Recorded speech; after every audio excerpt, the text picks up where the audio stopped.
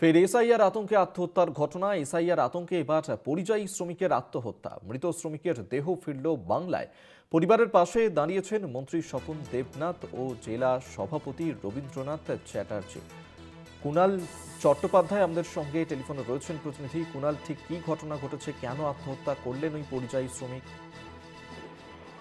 দেখো অভিক, যেটা তোমাকে প্রথমেই বলে রাখবো যে এই যে পৌর, তার বয়স হচ্ছে বিমল সাঁতরা, 51 বছর বয়স।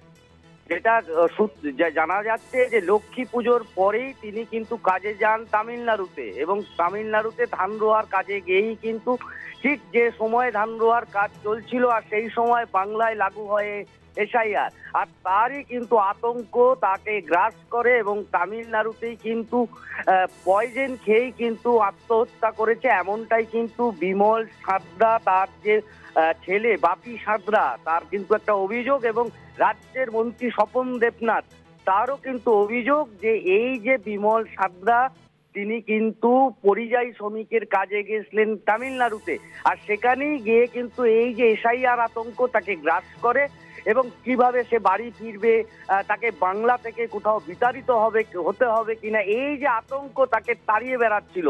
তারপরেই কিন্তু সেই তামিলনাড়ুতেই তিনি কিন্তু পয়জেন খেয়ে কিন্তু আত্মহত্যার চেষ্টা করে। প্রথমে তাকে হসপিটালে ভর্তি করা হয়, সেখানকার একটি হসপিটালে, এবং তারপরে সেখানেই কিন্তু তিনি মারা যান। এবং জেলা প্রশাসনের তরফে তার যে মৃতদেহ গতকাল তার সন্ধ্যায় তার বাড়িতে আসে, এবং তারপরেই ব্লক প্রশাসনের তরফ থেকে জামালপুরের ব্লক সভাপতি মেহমুদ খানের তৎপরতায় তার বাড়িতে তার জনপ্রতিনিধিরা ছুটে যান, এবং রাতেই কিন্তু ছুটে আসেন মন্ত্রী স্বপন দেবনাথ, জেলা সভাপতি রবীন্দ্রনাথ চট্টোপাধ্যায়, এবং প্রত্যেকে আসার পর পরিবারের লোককে সান্ত্বনা দেয়। এবং যেটা সূত্র মারফত জানতে পারা যাচ্ছে যে এই পরিবারের পাশে কিন্তু ইতিমধ্যেই দাঁড়িয়েছে যে ব্লক প্রশাসন এবং রাজ্য নেতৃত্ব। ইতিমধ্যেই কিন্তু অভিষেক বন্দ্যোপাধ্যায়ের তরফ থেকে 3 লক্ষ টাকা এই পরিবারকে দেওয়া হয়েছে।